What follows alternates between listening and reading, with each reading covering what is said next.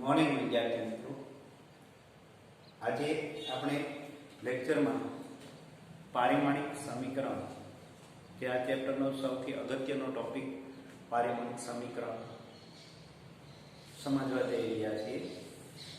વિદ્યાર્થી મિત્રો, આપણને ખ્યાલ છે કે મૂળભૂત રાશિમાં મુખ્ય ત્રણ રાશિ લંબાઈ, દળ અને સમય. આ મૂળભૂત ત્રણ રાશિને આપણે સંજ્ઞા સ્વરૂપે લઈએ તો લંબાઈની સંજ્ઞાને આપણે L તરીકે દર્શાવીએ છીએ, દળની સંજ્ઞા કેપિટલ M અને સમયની સંજ્ઞા કેપિટલ T વડે દર્શાવીએ છીએ. સૌપ્રથમ મૂળભૂત ત્રણ રાશિ આપણને મળતી હતી, લંબાઈ, દળ અને સમય. ત્યારબાદ સંશોધનના અંતે આપણને કુલ મૂળભૂત 7 રાશિ મળી છે. પણ એમાં અગત્યની બાબત એ આપણે જોઈએ તો વિદ્યાર્થી મિત્રો, સાધિત રાશિ એટલે શું તે આપણે ભણી ગયા કે મૂળભૂત રાશિ પરથી તારવેલી રાશિને આપણે સાધિત રાશિ કહીએ છીએ. તો મોટા ભાગની સાધિત રાશિ લઈએ આપણે તો આ સાધિત રાશિમાં મૂળભૂત રાશિનો સમાવેશ જો લઈએ તો આ ત્રણ રાશિ સૌથી અગત્યની મળે છે. એ ઉપરાંતની રાશિ દ્વારા મળતી સાધિત રાશિ એ અલ્પ પ્રમાણમાં મળે છે. એટલે કે કોઈ પણ સાધિત રાશિ લઈએ આપણે, દાખલા તરીકે એક ઘનતા લઈએ તો ઘનતા બરાબર દળ ના છેદમાં કદ, અને દળ ના છેદમાં કદ એટલે લંબાઈ ગુણ્યા પહોળાઈ ગુણ્યા ઊંચાઈ, એટલે અંતર ગુણ્યા અંતર ગુણ્યા અંતર. તો દળ અને લંબાઈ એ બે મૂળભૂત રાશિથી આપણને એક સાધિત રાશિ મળી. ક્ષેત્રફળ લઈએ કે બળ લઈએ કે પ્રવેગ લઈએ કે વેગ લઈએ, આ કોઈ પણ રાશિ લઈએ, મોટા ભાગની રાશિ આપણને સાધિત રાશિ આ ત્રણ મૂળભૂત રાશિ થકી મળેલી છે. હવે આપણે પારિમાણિક સમીકરણ વિશે ભણીએ. તો પારિમાણિક સમીકરણ એટલે શું? તો કે ભૌતિક વિજ્ઞાનમાં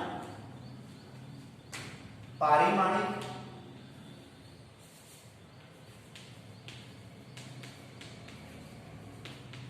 સમીકરણ, તો કે ભૌતિક વિજ્ઞાનમાં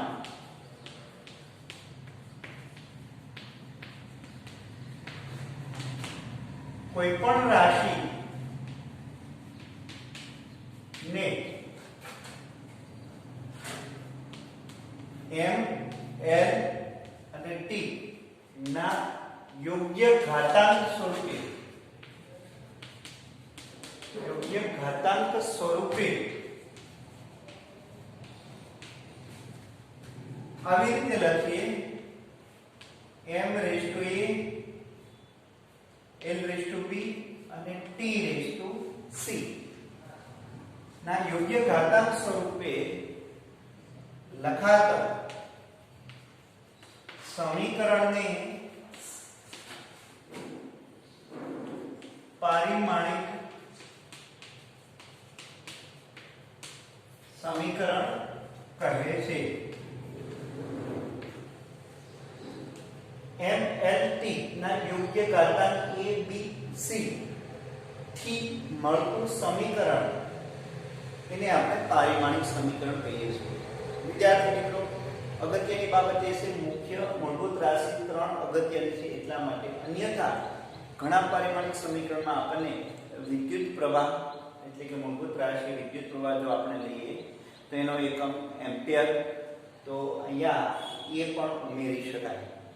તો આવી રીતે પારિમાણિક સમીકરણમાં પદ MLT ઉપરાંત એ પણ આવી શકે. એવું જરૂરી નથી કે MLT જ મળે આપણે, પણ મોટાભાગની સાધિત રાશિ આપણે MLT ના સ્વરૂપમાં મળતી હોવાથી અગત્યનું સમીકરણ આપણે આ મળે છે. MLT ના યોગ્ય ઘાતાંકમાં લખાતા સમીકરણને પારિમાણિક સમીકરણ કહેવામાં આવે છે. હવે ખરેખર પારિમાણિક સમીકરણ અને અલગ અલગ રાશિના પારિમાણિક સમીકરણ કઈ રીતે તૈયાર કરવા અને કેવી રીતે એક પારિમાણિક સમીકરણને બીજા પારિમાણિક સમીકરણમાં રૂપાંતર કરવું એ આપણે જોઈએ. એ પહેલા આપણી પાસે આપણને જ્ઞાત હોય અને અભ્યાસક્રમમાં આવતી ભૌતિક રાશિ જે આપણને જ્ઞાત હોય છે અને અભ્યાસક્રમમાં આવતી ભૌતિક રાશિ એના પારિમાણિક સમીકરણ આપણે લખીએ. વિદ્યાર્થી મિત્રો, ટેક્સ્ટ બુકમાં પારિમાણિક સમીકરણનું 2 પેજ આપેલા છે. અલગ અલગ રાશિના પારિમાણિક સમીકરણ કઈ રીતે મળે. એ ઉપરાંત લોગ ટેબલમાં પણ પારિમાણિક સમીકરણ દરેક રાશિના આપેલા છે. વિદ્યાર્થી મિત્રો, પારિમાણિક સમીકરણ આ એકમાત્ર આ ચેપ્ટર પૂરતું જ નથી.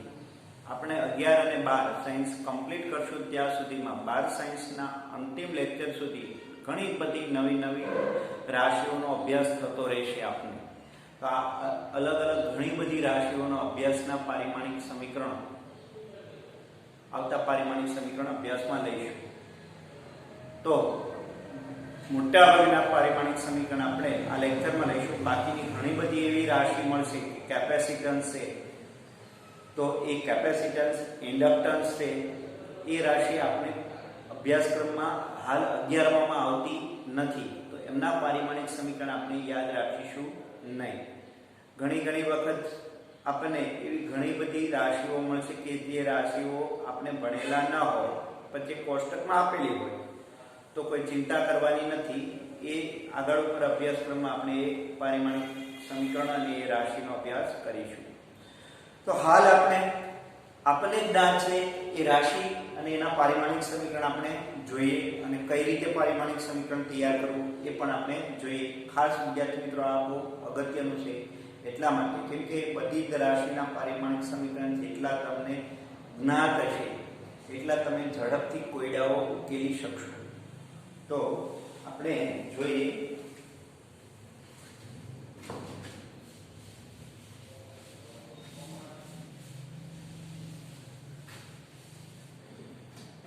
यहाँ क्रम भौतिक राशि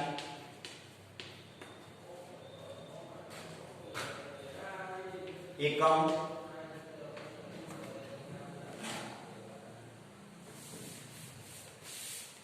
सूत्र एकम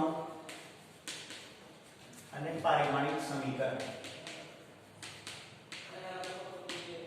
જેને ટૂંકમાં પામા શું તરીકે ઓળખવામાં આવે છે.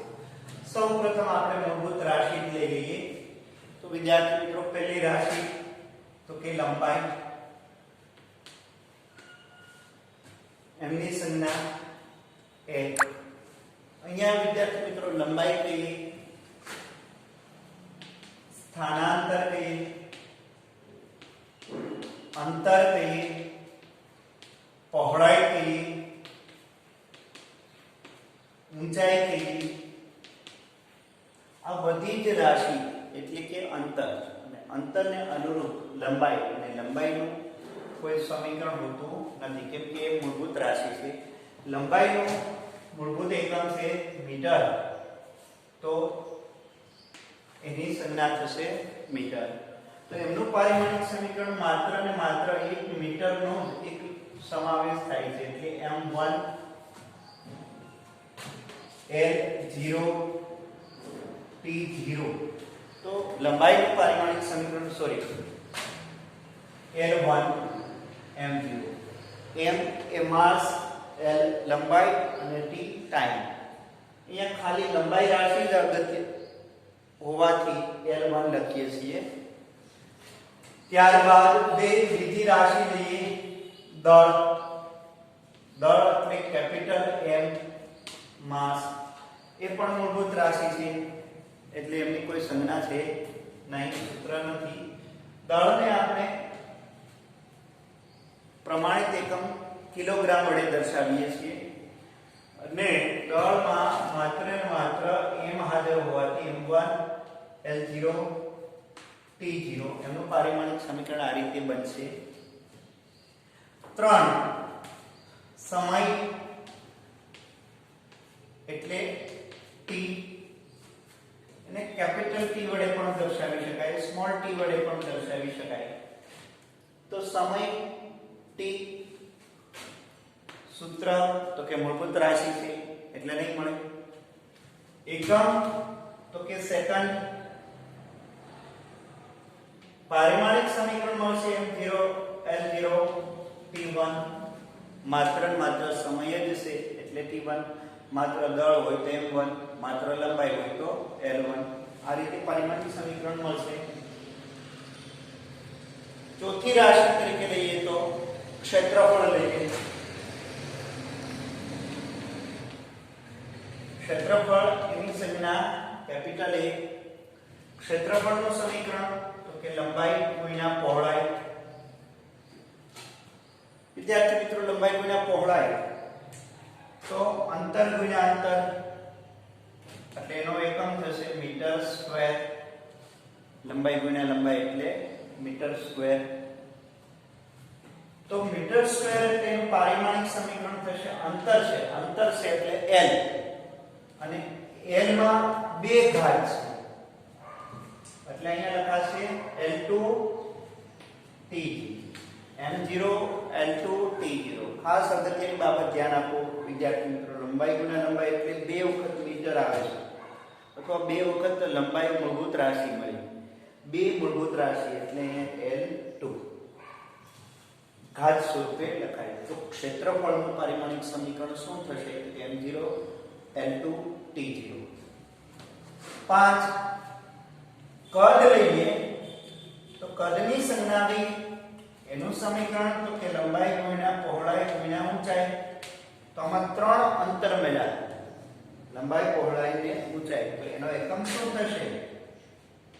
Metre cube. કદનો એકમ મીટર ક્યુબ અથવા મીટર ઘન, તો ઘન મીટર. તો અહીંયા આપણને પારિમાણિક સમીકરણ શું મળશે? m0 l3 t0. 3 હોવાથી 3 મળશે. ત્યારબાદ આપણે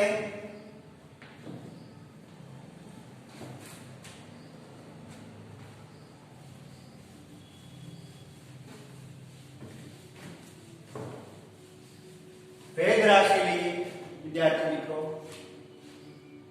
તો વેગ એની સંજ્ઞા સ્મોલ v. સૂત્ર શું? તો આપણને સૂત્ર ખબર છે, વેગ બરાબર સ્થાનાંતર ના છેદમાં સમય. વેગ અથવા ઝડપ બંનેનું સમીકરણ આ જ થશે વિદ્યાર્થી મિત્રો. કેમ કે વેગ સદિશ રાશિ છે, ઝડપ અદિશ રાશિ છે, પણ સમીકરણમાં કોઈ ફેર પડતો નથી. ઓલામાં પથ લંબાઈ ના છેદમાં સમય આવે, આમાં સ્થાનાંતરના છેદમાં સમય આવે.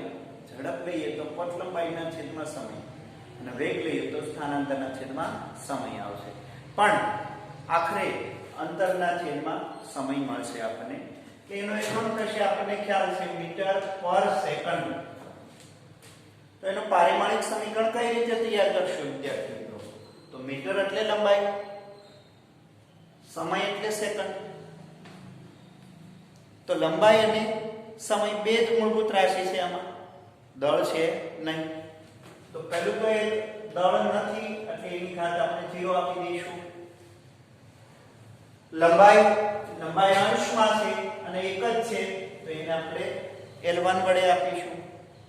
છેદમાં સેકન્ડ છે,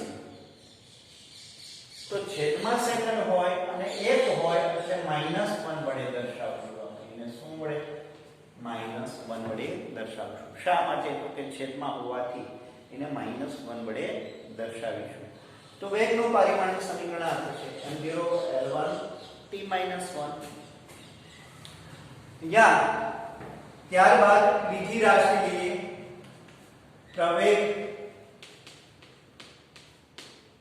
પ્રવેગ એ વિદ્યાર્થી મિત્રો ગુરુત્વ પ્રવેગ લ્યો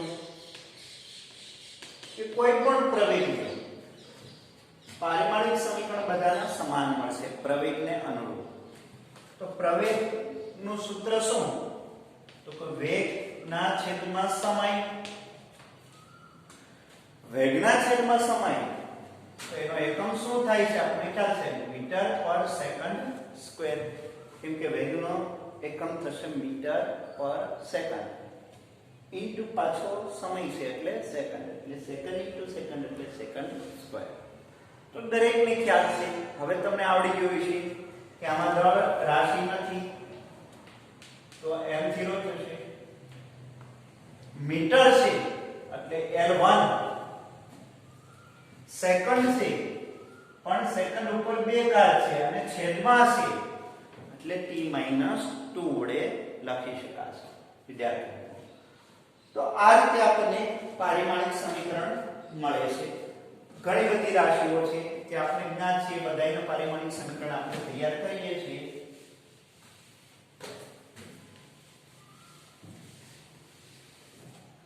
તમે પણ વિદ્યાર્થી મિત્રો પ્રેક્ટિસ દરમિયાન આ બધા જ પારિમાણિક સમીકરણ જાતે જ્ઞાત હોવા જોઈએ અને ઝડપથી જેટલા જ્ઞાત હશે એટલા કોયડાઓ ઝડપથી ઉકેલી શકાશે.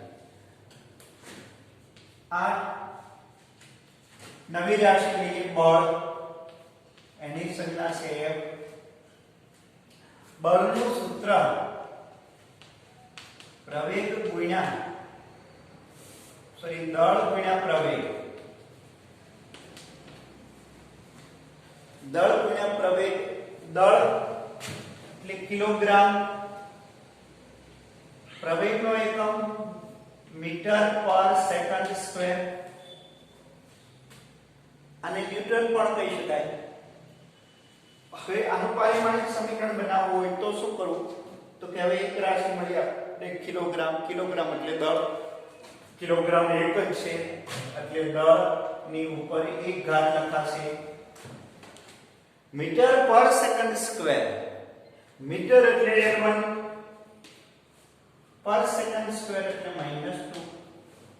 તો બળનું પારિમાણિક સમીકરણ આ રીતે મળશે m1 L1 t-2. ત્યારબાદ ઘનતા લઈએ. કોઈ પણ ઘનતા હોય વિદ્યાર્થી મિત્રો, ઘનતાનું પારિમાણિક સમીકરણ આ રીતે મળશે. એમાં અલગ અલગ થોડી ઘનતામાં આગળ ઉપર પ્રકાર આવશે, પણ હાલ અત્યારે આપણે એ ચિંતા કરવાની નથી. આપણે તો અત્યારે કોઈ પણ પદાર્થની ઘનતા એનું સમીકરણ આપણે મેળવવાનું છે. તો ઘનતા એટલે હમણાં જ આપણે જોઈ ગયા દળ ના છેદમાં કદ, દળ તો કેજી, કદ મીટર ઘન, છેદમાં કદ હોવાથી મીટર ઘન છેદમાં લખીએ છીએ. તો એનું પારિમાણિક સમીકરણ કિલોગ્રામ એટલે m1 પ્રતિ મીટર ક્યુબ છે એટલે લંબાઈ -3 ઘાત વડે લખાય, અને સમય નથી તો t0 થશે. તો ઘનતાનું પારિમાણિક સમીકરણ આ રીતે થશે m1 L-3 t0. ત્યારબાદ 10, નવી રાશિ લઈએ દબાણ, ફોર્સ P. દબાણ એટલે બળ ના છેદમાં ક્ષેત્રફળ, બળના છેદમાં ક્ષેત્રફળ. તો બળનું પારિમાણિક સમીકરણ આપણને ખ્યાલ છે. અહીંયા સમીકરણ થશે ન્યૂટન, બળનો એકમ ન્યૂટન, ક્ષેત્રફળનો એકમ મીટર સ્ક્વેર. બળનું પારિમાણિક સમીકરણ આપણને ખ્યાલ છે વિદ્યાર્થી મિત્રો, એ આપણને આ રીતે મળે છે m1 L1 t-2 metre square ને છેદમાં L2 લખીએ. હવે આ ટુ ઉપર જશે એટલે માઈનસ થઈ જશે, એટલે આ સમીકરણ આપણે જો લખીએ તો આ રીતે માં લખીએ m1 L1 આ ટુ ઉપર જશે એટલે 1 - 2 t -2. હવે અહીંયા 1 - 2 એટલે -1. તો આ સમીકરણ આપણે તૈયાર કરીએ તો આ રીતે લખાશે m1 l - 1 t - 2. તો અહીંયા આપણને આ રીતનું સમીકરણ મળશે. વિદ્યાર્થી મિત્રો ખાસ ધ્યાન આપજો. દબાણનું પરિમાણિક સમીકરણ બળ ના છેદમાં ક્ષેત્રફળ, બળનું પરિમાણિક સમીકરણ ન્યૂટન અથવા એનો એકમ ન્યૂટન પર મીટર સ્ક્વેર, ક્ષેત્રફળનો એકમ મીટર સ્ક્વેર એટલે l સ્ક્વેર, બળ તો કે m1 l1 t - 2 આ તો ઉપર જશે એટલે માઈનસ થઈ જશે m1 l - 1 અને t - 2. આ રીતે આપણને દબાણનું પરિમાણિક સમીકરણ મળશે. ત્યારબાદ વિદ્યાર્થી મિત્રો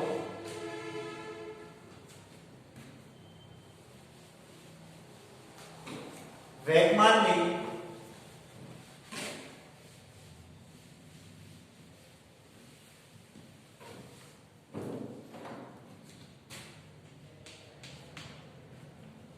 વેગમાન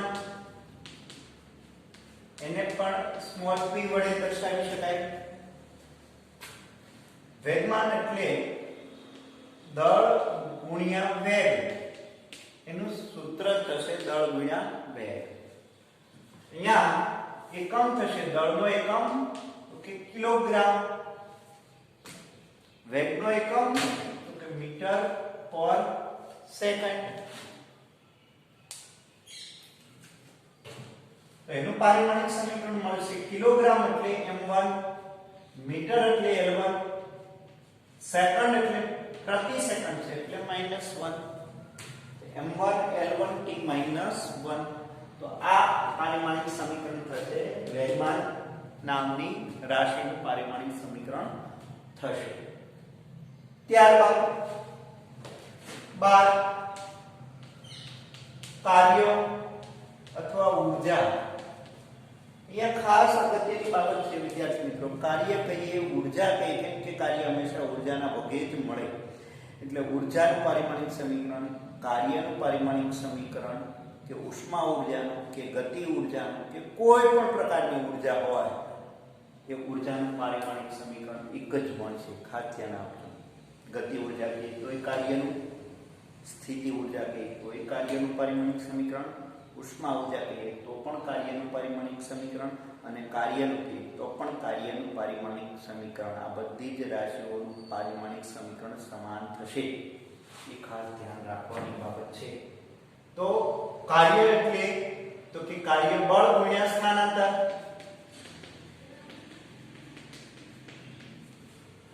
બળ તો કે આપણને ખ્યાલ છે ન્યૂટન અથવા આમ પણ લેવું પણ લઈ શકીએ કિલોગ્રામ મીટર પર સેકન્ડ સ્ક્વેર આ બળ છે. સ્થાનાંતર એટલે ગુણ્યા મીટર.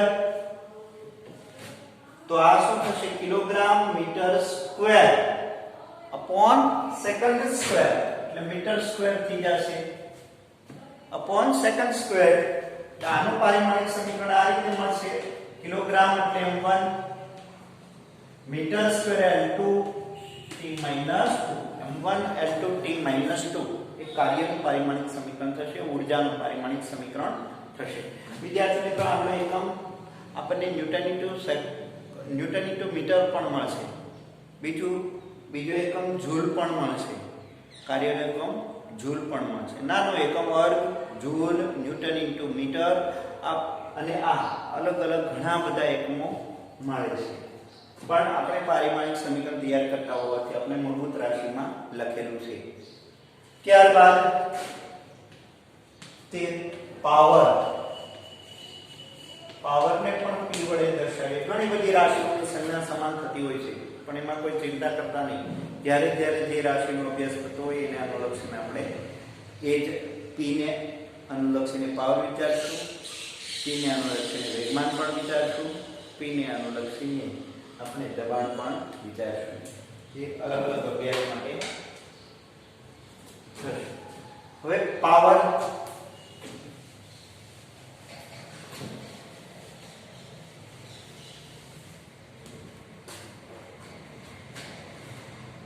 પાવર એટલે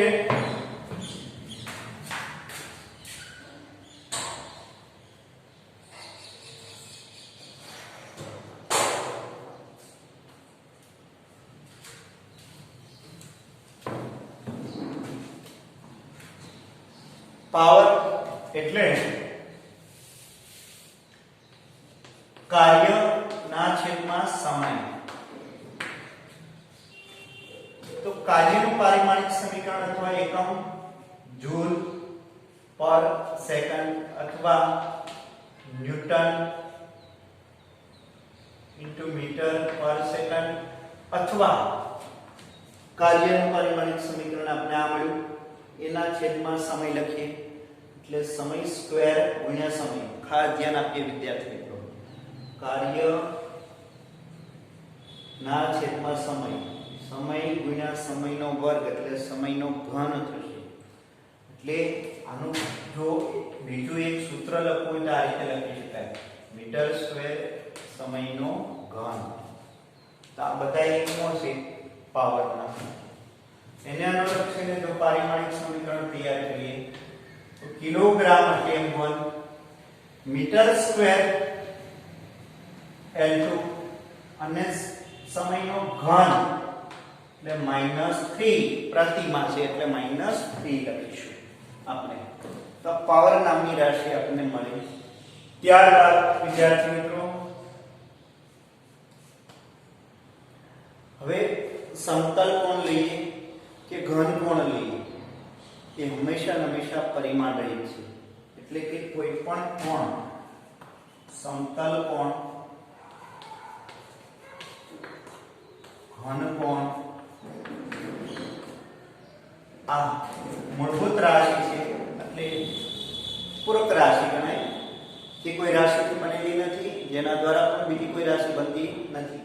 એટલે એ સૂત્ર સમીકરણ ખાસ કરીને જો સમતલ કોણનું સમીકરણ આપણે ભણી ગયા આગળ તો તમને ખ્યાલ છે વિદ્યાર્થી મિત્રો, ચાપના છેદમાં ત્રિજ્યા, સમતલ કોણ ખૂણો બરાબર ચાપ અપોન ત્રિજ્યા એટલે ચાપના છેદમાં ત્રિજ્યા, અંતરના છેદમાં અંતર એટલે પરિમાણ રહી જશે. તો અહીંયા એનું એકમ તો કે સમતલ કોણનો એકમ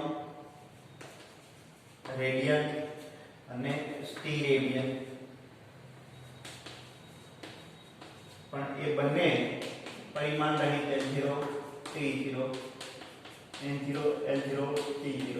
કોઈ પણ કોણ હોય એ કોણ હંમેશા પરિમાણ રહિત છે, એ ખાસ ધ્યાનમાં રાખવાનું. આથી sin થીટા cos થીટા જેનું કોઈ પરિમાણ હોતું નથી, જે અગત્યની બાબત છે એ ખાસ ધ્યાનમાં રાખવાનું છે. ત્યારબાદ વિદ્યાર્થી મિત્રો કોઈ બીજી રાશિ વિદ્યુત પ્રવાહ.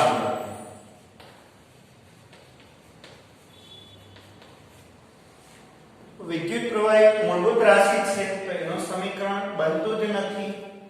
એનો એકમ તો કે એનો એકમ થશે એમ્પિયર.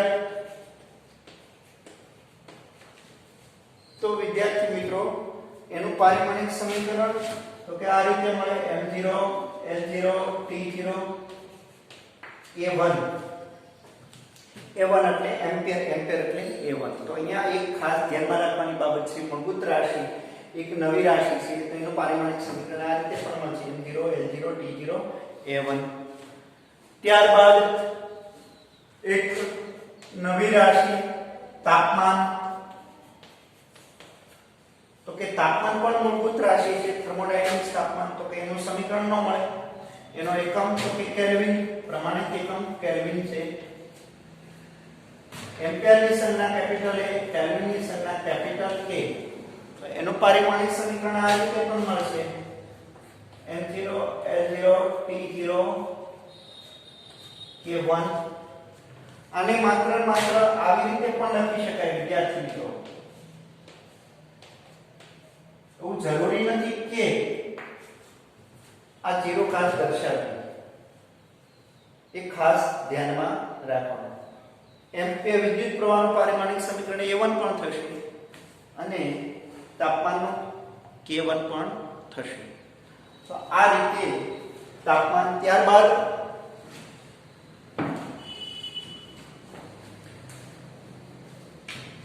विद्युत प्रवाह लईए आपणे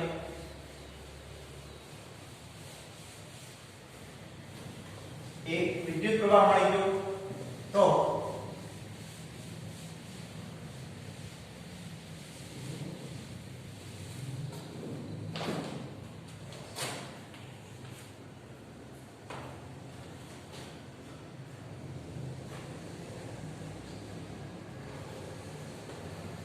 વીજભાર લઈએ વીજભાર Q ને Q વડે દર્શાવીએ વીજભાર એટલે પ્રવાહ ગુણ્યા સમય એનું સૂત્ર આ રીતનું છે કેમ કે આગળ ઉપર આપણે ભણી ગયા I બરાબર વીજભારના છેદમાં સમય તો પ્રવાહ ગુણ્યા સમય બરાબર આપણને વીજભાર મળે એટલે વીજભાર પ્રવાહ એનો એકમ થશે એમ્પિયર into second पारिमाणिक समीकरण लिए तो कि पारिमाणिक समीकरण में m0 l0 सेकंड से એટલે t1 एम्पियर से એટલે a1 तो आ રીતે t1 અને a1 ના સ્વરૂપે આપણે વીજભારનું પારિમાણિક સમીકરણ મળે છે ઘણી વખત વિદ્યાર્થી મિત્રો આ પણ આવી રીતે પણ લખી શકાય છે વીજભારને મૂળભૂત રાશિ લઈએ તો q raised to 1 directly q raised to 1 પણ લખી શકાય છે જે 12મા ધોરણમાં આપણે ઉપયોગમાં લઈશું પણ હાલ તમારે આ સમીકરણ યાદ રાખવાનું રહેશે વીજભારનું a1 t1 ત્યારબાદ લઈએ તો વિદ્યુત સ્થિતિમાન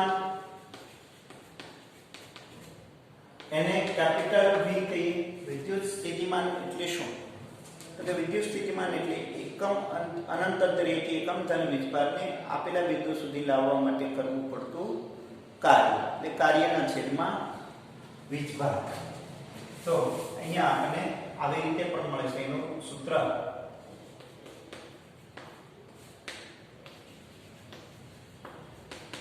કાર્યના છેદમાં વીજભાર કાર્યનું પરિમાણિક સમીકરણ આપણે એકમ ખબર છે જૂલ વીજભારનો એકમ છે આપણને ખ્યાલ છે એમ્પિયર ઇન્ટુ સેકન્ડ તો એનું પરિમાણિક સમીકરણ આપણે તૈયાર કરવું હોય તો જૂલનું પરિમાણિક સમીકરણ ખ્યાલ છે m1 l2 t-2 એમ્પિયરનું a1 સેકન્ડનું t1 હવે આ બે ઉપર જશે તો પરિમાણિક સમીકરણ આવી રીતે મળશે m1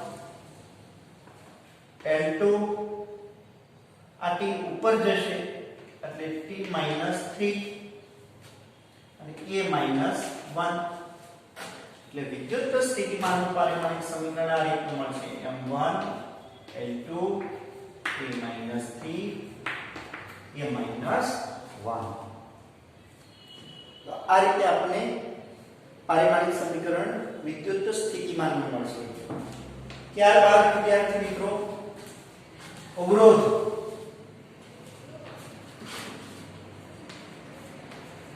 અવરોધ નામની રાશિ લઈએ તો એની સંજ્ઞા છે કેપિટલ R અવરોધ એટલે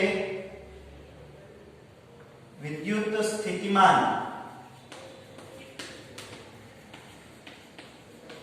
ના છેદમાં પ્રવાહ વિદ્યુત પ્રવાહ તો વિદ્યુત સ્થિતિમાન એની સંજ્ઞા છે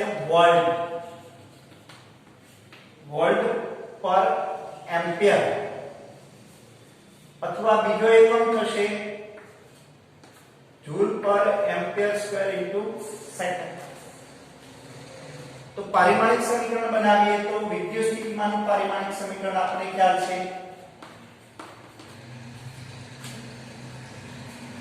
બાદ પ્રતિ પ્રવાહ છે એટલે અહીંયા હજી આપણે પ્રવાહ લઈએ તો આ ઉપર જશે અહીંયા લખાશે -2 એટલે 12 -32 અવરોધ 12 -31 વિદ્યુત સ્થિતિમાન ત્યારબાદ 21 લઈએ આપણે કોણીય સ્થાનાંતર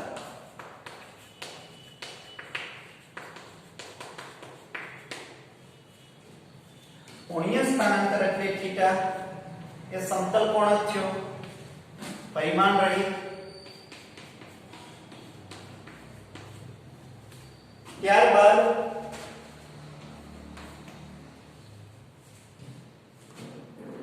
કોણીય વેગ. કોણીય વેગ એટલે એનું સૂત્ર કોણીય સ્થાનાંતર ના છેદમાં સમય. પણ કોણીય સ્થાનાંતર એનો એકમ છે આપણને ખ્યાલ છે રેડિયન પર સેકન્ડ. પણ પારિમાણિક સમીકરણમાં રેડિયનનું પારિમાણિક સમીકરણ હોતું નથી, એટલે એમાં આપણે આવી રીતે લખશું m0 l0 t - 1. કોણીય વેગ લ્યો એની સંજ્ઞા ઓમેગા થશે, કે પછી આવૃત્તિ લઈએ f. આ બંને નું પારિમાણિક સમીકરણ આ થશે. ત્યારબાદ 23 સંજ્ઞા લઈએ તો આવર્તકાળ. Capital T. વિદ્યાર્થી મિત્રો, આવર્તકાળ એટલે એક ડોલર માટે લાગતો સમય, ચોક્કસ સમય. એટલે આખરે મૂળભૂત રાશિ થઈ, સૂત્ર નહીં, એકમ તો કે સેકન્ડ. પારિમાણિક સમીકરણ સમયનું જે છે એ જ આવર્તકાળનું સમીકરણ થશે, ખાસ ધ્યાનમાં રાખવાનું. આવર્તકાળ. ત્યારબાદ કેપેસિટન્સ.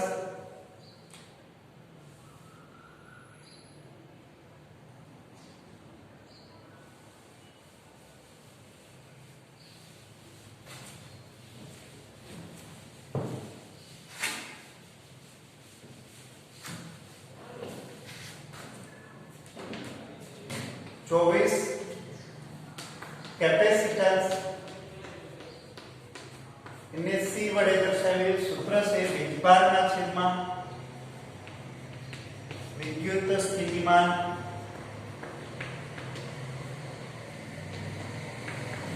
એકમ છે ફેરાડે અથવા બીજો એકમ થશે કુલમ્બ પર વોલ્ટ. પારિમાણિક સમીકરણ થશે કુલમ્બ પર આપણને કુલમ્બ એટલે વીજભાર. વીજભારનું પારિમાણિક સમીકરણ આપણે ખ્યાલ છે m0 t1 a1 ના છેદમાં વોલ્ટનું પારિમાણિક સમીકરણ m1 l2 t - 1 a - 1. તો આ બેની આપણે સંયુક્ત લખીએ તો આ ઘાત ઉપર જશે, એટલે લખાશે m -1. આ ઉપર ઘાત જાય l -2 લખાશે. આ ઉપર ઘાત જાય એટલે -1 પ્લસ થઈ જશે, એટલે t4 ઘાત થઈ જશે. આ ઉપર ઘાત જાય એટલે પ્લસ થઈ જાય, એટલે t2 થઈ જશે. તો આ કેપેસિટન્સનું પારિમાણિક સમીકરણ મળ્યું. વિદ્યાર્થી મિત્રો, આટલી ઘણી બધી રાશિઓ જ્ઞાત હતી એ બધાના પારિમાણિક સમીકરણ તમને વ્યવસ્થિત રીતે તારવી અને આપેલા છે. આ તમે તમારી એક યાદીમાં લઈ લેજો અને અવારનવાર આનો ઉપયોગ થશે. કોઈ પણ આપણે સમીકરણ કે દાખલાઓ ગણીશું, હવે પછી કોઈ પણ દાખલાઓ ગણીશું એમાં અવારનવાર પારિમાણિક સમીકરણનો ઉપયોગ આવશે ને આવશે. માટે તમારે આ બધા જ પારિમાણિક સમીકરણ ફરીવાર એક કે બે વાર તૈયાર કરવાના રહેશે અને જાતે તૈયાર કરવાના રહેશે. જેટલા તમને સ્વેચ્છાએ ઝડપથી ઉપયોગમાં પારિમાણિક સમીકરણ આવડતા હશે તો તમે એનો ઉપયોગ ઝડપથી કરી શકશો. એટલે યાદ રાખવા અગત્યના છે વિદ્યાર્થી મિત્રો. આ પારિમાણિક સમીકરણ યાદ ન રહે તો ખાસ કરીને એમના સૂત્ર યાદ રાખવા અગત્યના. જો સૂત્ર યાદ રહી જશે તો પારિમાણિક સમીકરણ આપોઆપ ઝડપથી તૈયાર થઈ જશે. તો એક ખાસ આ બધા જ પારિમાણિક સમીકરણ તમારે તૈયાર કરવાના રહેશે. તો આજે આટલું. આગળના લેક્ચરમાં આપણે હવે પારિમાણિક સમીકરણના ઉપયોગો એટલે પારિમાણિક વિશ્લેષણ, એમના ઉપયોગો અને એમની મર્યાદાઓ ભણીશું અને છેલ્લે લાસ્ટ ઉદાહરણના દાખલાઓ આપણે ભણીશું. તો આટલું આજે આ લેક્ચરમાં બસ. Thank you.